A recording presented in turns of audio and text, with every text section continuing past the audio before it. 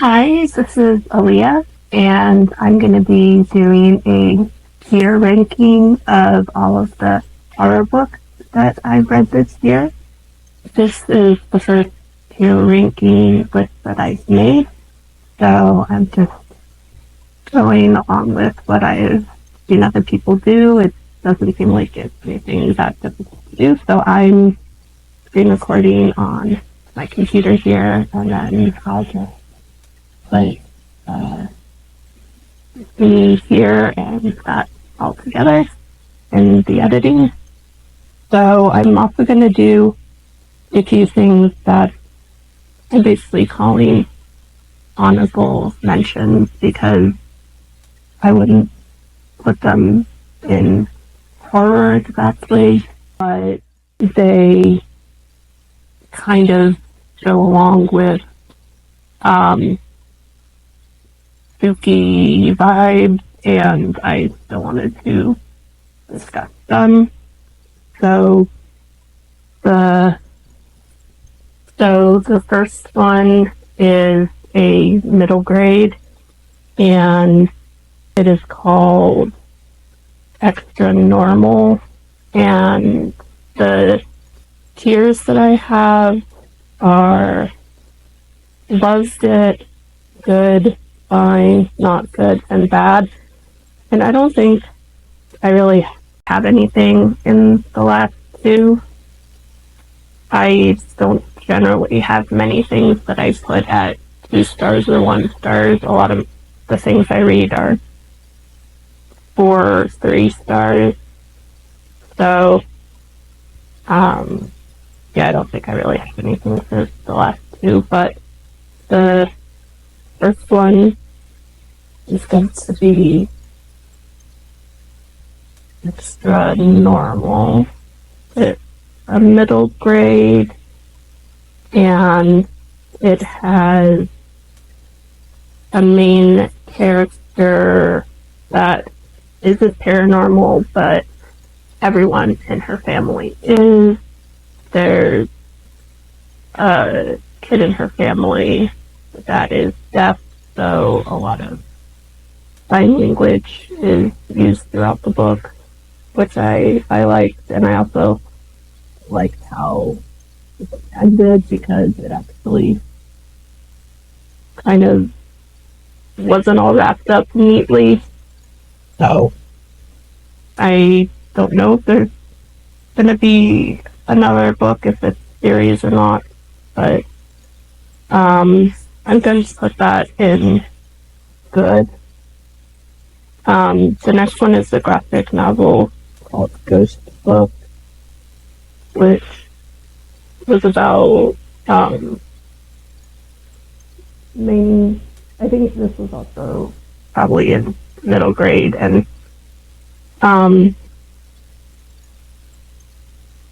basically a human who ends up befriending a ghost of similar age, same age, and they end up having to do a lot to try and figure out things with both of their lives, how their lives have been intertwined, and how to kind of save both of them. Good, and there's a lot of emotional bits to it.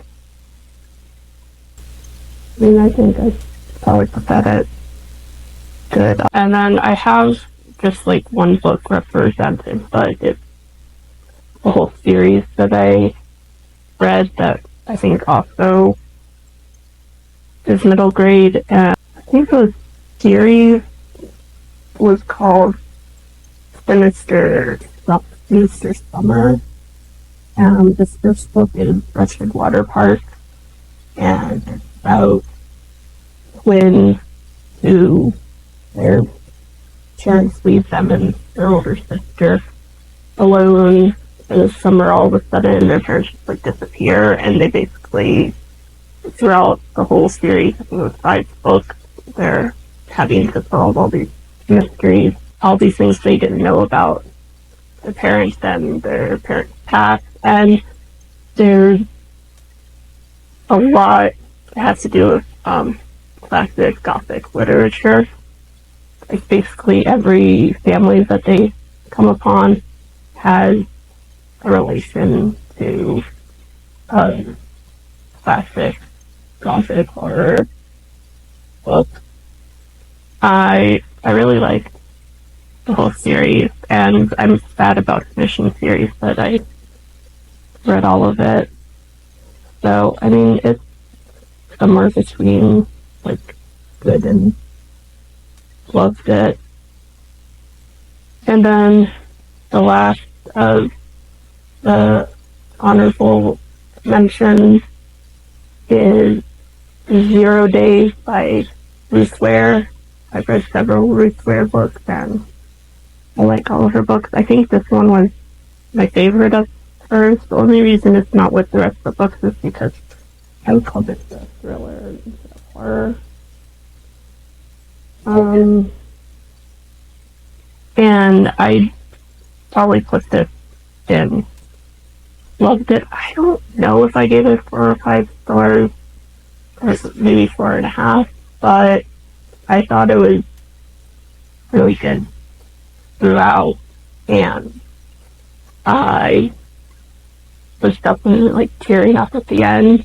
So there's a lot of emotional aspects to it too, because the main character loses someone important and is basically going through a revenge mission throughout the story, and it's just kind of at the end there's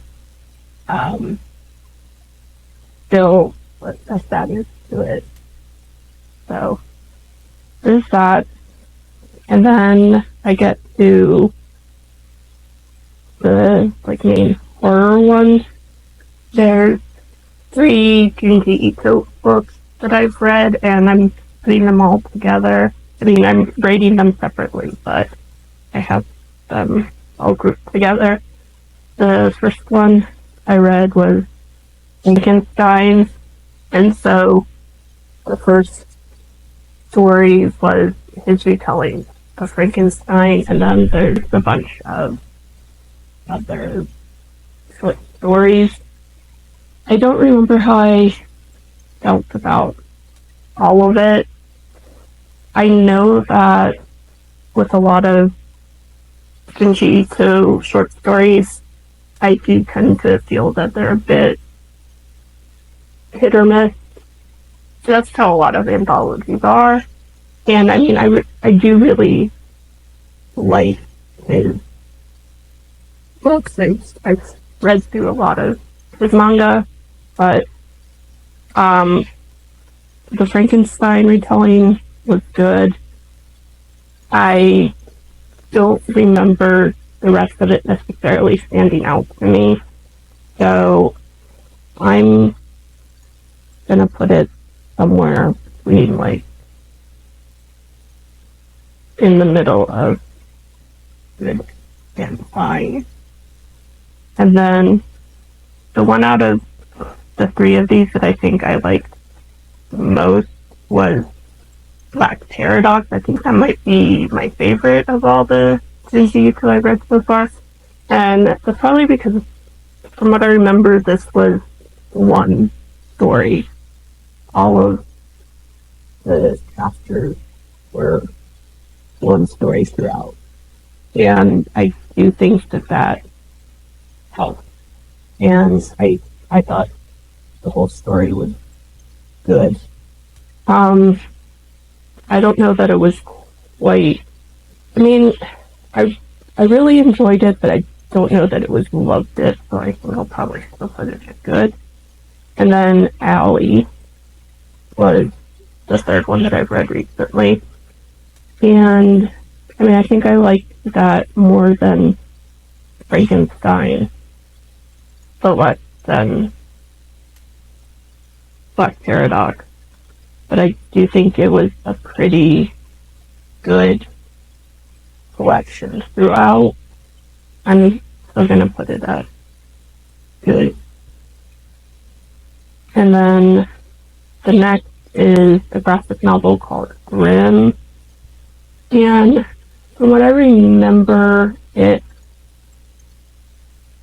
a Grim Reaper that, like, all the Grim Reapers are former humans that died, and then they become Grim Reapers. Whereas this one that it focuses on, she doesn't remember her past life or how she died, and that's unusual, and it focuses on her learning more about herself. I remember enjoying it, and I did want to read the next one. I haven't yet, but I don't think it was anything amazing. I think it was just kind of quick. It was, good. So I don't know if it's good or fine. I haven't read it for a while. I mean, I think it's somewhere in the good or fine. But it wasn't bad. It just doesn't really stick out. So I'm gonna put it in fine. And then next I have 4 Five Nights at Freddy's graphic novels. I've never played the game, but I've been interested in the lore of the games. I thought that it's a pretty interesting story. So I read the graphic novels of The Silver Eyes, The Twisted Ones, The Fourth Closet, and then there was a collection of various short stories. The trilogy, I remember that. I think I'm probably gonna put all of it as fine. I think I gave it all 3 stars. It was not necessarily bad, but I was a little disappointed with it. I think the story just, I don't know, it felt a little lacking. There's something missing in every one of the books. The short story collection was definitely better. I remember enjoying that. So I'm gonna put all of the good graphic novels in fine. They weren't bad, but I was also enjoying it. Yeah, I guess the short story collection was good. I mean, I know I liked it more. And then next is The Deep Start, which is a graphic novel. Who is this by? Molly Knox. Molly Knox. Oscar Tech. And I had just come upon this in the bookstore. Yeah, I was in a bookstore a few months ago, and I didn't even know if they had come out with another graphic novel, and I've read a lot of books you've read. So I'm gonna, I think between good and loved it. It's a pretty chunky graphic novel. It's a long story, but it was really good.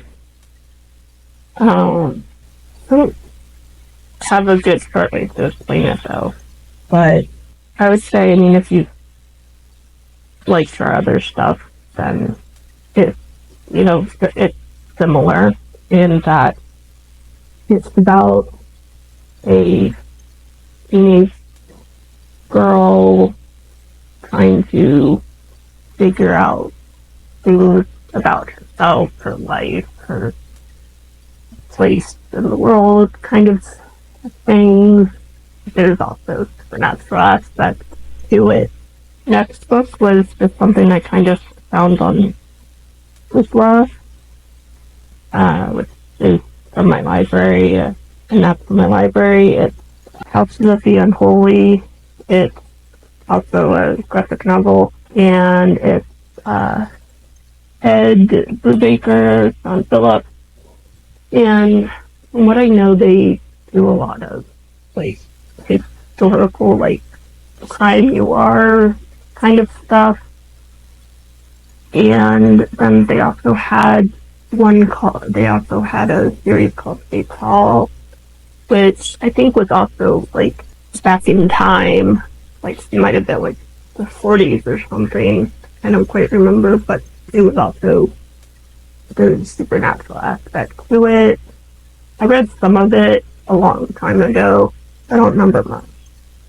This one focuses on the satanic panic of the 80s and 90s.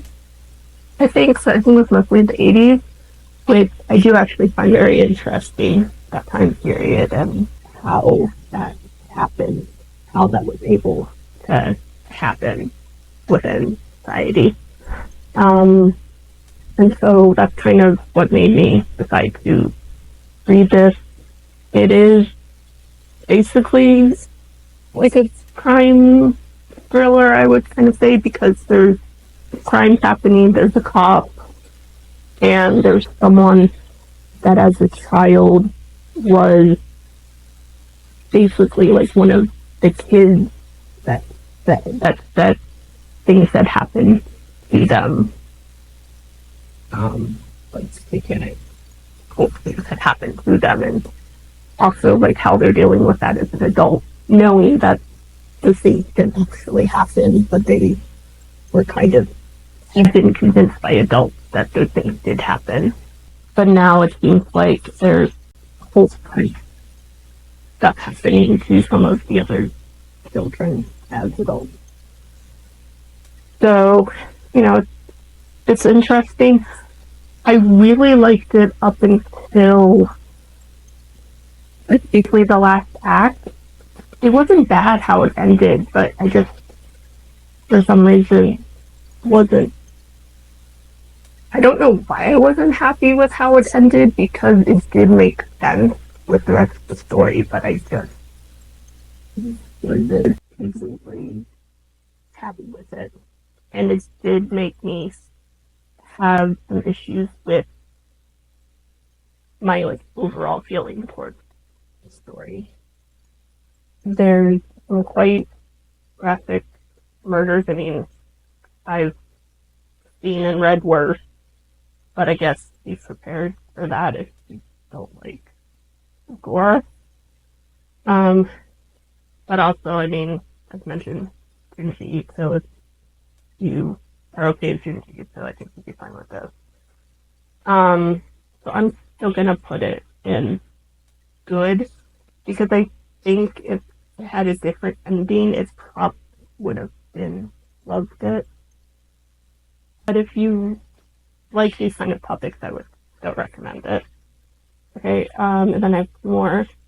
Bad Dreams at Night, which is by,